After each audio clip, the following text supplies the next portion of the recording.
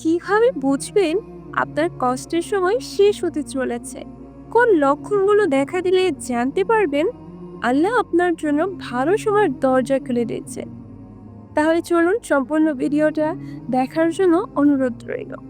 আসসালামু আলাইকুম ওয়া রাহমাতুল্লাহি ওয়া বারাকাতুহু। আচ্ছা, আপনি কি কাঁদছিলেন? একাকী, নীরবে? কারো চোখে পড়েনি আপনার অশ্রু?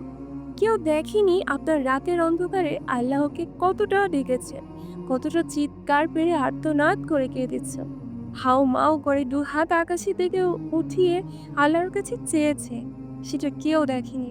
কিন্তু এখন আপনি এমন কিছু লক্ষণ দেখতে শুরু করেছেন যা বলছে আপনার কষ্টরতায় শেষ হতে চলেছে। আলহামদুলিল্লাহ, আলহামদুলিল্লাহ, আলহামদুলিল্লাহ। হ্যাঁ, আপনি শুনতে পাচ্ছেন আল্লাহর করুণা আসার আওয়াজ।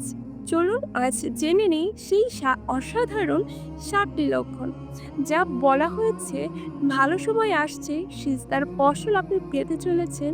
এই লক্ষণগুলো কষ্ট যখন দীর্ঘ হয় তখন আসলে কি হয় আমাদের সাথে? অনেক সময় আমরা ভাবি এত কষ্ট কেন আল্লাহ তাআলা দিচ্ছেন? কিন্তু কোরআনে আল্লাহ তাআলাই তো বলেছেন নিশ্চয়ই কষ্টের সাথে রয়েছে স্বস্তি। সূরা ইনসিরা 6 এবং 7 নম্বর আয়াতে বলা হয়েছে কষ্ট কখনো শেষ হয় না। এটাই তো আমাদের মনে হয়, তাই তো? কিন্তু বাস্তবে আল্লাহ যখন আমাদেরকে বানান এবং তৈরি করেন তখন ধৈর্য দিয়ে পরীক্ষা নেন। আল্লাহ যদি কাউকে ভালো কিছু দিতে চান আগে কষ্ট দেন, যেন মানুষ ধৈর্যের আসল মানে শিখে। তাহলে আমরা কেন বারবার হতাশ হয়ে যাচ্ছি? লক্ষণ 1, আপনি কেঁদেও শান্তি পাচ্ছেন। এই বিষয়টা যদি আপনি উপলব্ধি করতে পারেন তাহলে মনে করবেন আলহামদুলিল্লাহ। আপনি এখনো সমস্যায় আছেন, কিন্তু যখন কান্না করেন তখন মনে খুব শান্তি, খুব প্রশান্তি অনুভব করেন। এটা যদি হয় আলহামদুলিল্লাহ। আগে কান্নার পর মনে হতো ভেঙে যাচ্ছেন, এখন মনে হয় হালকা হয়ে যাচ্ছেন। আলহামদুলিল্লাহ। এটি হচ্ছে আল্লাহর পক্ষ থেকে একটি সিগন্যাল আপনি আল্লাহর নিকটবর্তী হচ্ছেন, তার লক্ষণ। আর যার কান্নায় শান্তি থাকে তার দুঃখ বেশি দিন থাকে না। এটা সবসময় মাথায় রাখবেন, তাহলে হতাশা হওয়ার চান্স খুব কমে যাবে ইনশাআল্লাহ। লক্ষণ 2, আপনার মনে হচ্ছে আপনি একা নন। একটা সময় আপনি ভাবতেন আপনি একা, কেউ নেই আপনার পাশে। এখন মাঝে মাঝে এমন অনুভব হয় আল্লাহ আপনাকে দেখ এমন অনুভূতি শুরু হওয়া মানেই আল্লাহ আপনার কষ্টের জবাব দিতে শুরু করেছেন। আলহামদুলিল্লাহ, আলহামদুলিল্লাহ।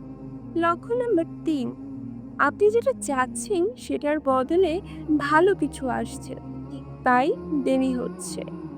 আপনি হয়তো একটা নির্দিষ্ট চাকরি বা সম্পর্ক চাচ্ছিলেন, সেটা হলো না, কিন্তু হঠাৎ করে এমন কিছু আসলো যা আপনি ভাবতেও পারেননি। একদম সারপ্রাইজড এবং অবাক, কিন্তু মনে হচ্ছে এটা বেশি উপকারী সে আগের চাওয়া থেকে। কোরআনে বলা হয়েছে তোমরা যা পছন্দ করো না তাতেই তোমাদের জন্য কল্যাণ থাকতে পারে। সূরা বাকারা 216 নম্বর আয়াত। যা হারালেন তা হেরে না, হয়তো বদলে আল্লাহ বড় কিছু দিতে চাচ্ছে। লক্ষণ 4, আপনি ছোট ছোট খুশিতেও শুকরিয়া আদায় করছেন। আগে আপনি বড় কিছু না পেলে খুশি হতেন না, এখন ছোট বিষয় বলছেন আলহামদুলিল্লাহ, আলহামদুলিল্লাহ। এই পরিবর্তন মানে আপনার ভেতরের দরজা খুলে গেছে, এবার বাহিরের দরজা খুলবে খুবই শীঘ্রই ইনশাআল্লাহ। যে ব্যক্তি শুকরিয়া জানায় আল্লাহ তার রিজিক বাড়িয়ে দেয়। সূরা ইব্রাহিমের 7 নম্বর আয়াতে আমরা সবাই পড়েছি। 5 নম্বর লক্ষণ, আপনি বেশি বেশি দোয়া করছেন, এমনকি নীরবেও, কান্না করেও। প্রতিটা মুহূর্তে আপনি শুধু দোয়া করে যাচ্ছেন। একসময় শুধু নামাজই দোয়া করতেন, এখন হাঁটতে, উঠতে, বসতে, ঘুমাতে, খেতে প্রতিটা মুহূর্ত মনের ভেতরে শুধু দোয়ার কথা চলে আসে। আল্লাহর সাথে কানেকশন 24% এর ভেতরে 7%ই আপনার আল্লাহ তাআলার সাথে কানেক্টিভিটি বেড়ে যাচ্ছে। এটা ইঙ্গিত দেয় আল্লাহ আপনাকে শোনার জন্য প্রস্তুত। আলহামদুলিল্লাহ। লক্ষণ নাম্বার 6, আপনি মাফ চাইতে শিখে গেছেন। আপনি এখন শুধু চাইছেন না, মাফও চাইছেন। নিজের গুনাহ বুঝতে পারাটা খুব বড় ব্যাপার। গুনাহার জন্য কান্না করলে আল্লাহ সেই বান্দাকে আরো বেশি কাছে টানে। এটা আমরা সবাই জানি। হাদিসে আছে, যে ব্যক্তি চোখের পানি ফেলে গুনাহের জন্য তওবা করে, তার কষ্ট অচিরেই দূর হয়ে যায়। আলহামদুলিল্লাহ, আলহামদুলিল্লাহ। লক্ষণ নাম্বার 7, হঠাৎ কিছু ভালো ঘটনা ঘটছে যা আপনি কল্পনাও করেননি। আলহামদুলিল্লাহ। আপনি হয়তো জানেন না আপনার জন্য কেউ দোয়া করছে, অথবা আল্লাহ আপনার কষ্ট দেখে একদিন বলে দিয়েছেন, ফাইন্না মা'আল উসরি ইউসরা, কষ্টের পরেই তো সুখ আসবে, তাই না? আপনি হঠাৎ এমন কিছু সুযোগ পেতে শুরু করেছেন যা একদম অবিশ্বাস্য। বুঝে নিন, এটাই হচ্ছে সেই সময়, ভালো সময়ের দরজা খুলতে শুরু করেছে। আলহামদুলিল্লাহ। সর্বশেষে ছোট্ট করে যদি কিছু বলি, তাহলে বলবো, আপনার কষ্ট কোনো দিনও বৃথা যাবে না। আপনার কান্না কোনো দিনও বৃথা হবে না। আপনার ধৈর্য একদিন এমন ফল বয়ে আনবে যা হয়তো আপনি ভাবতেও পারেননি। আজকের কষ্ট হচ্ছে আগামী দিনের খুব সুন্দর রোশনি ও আলো।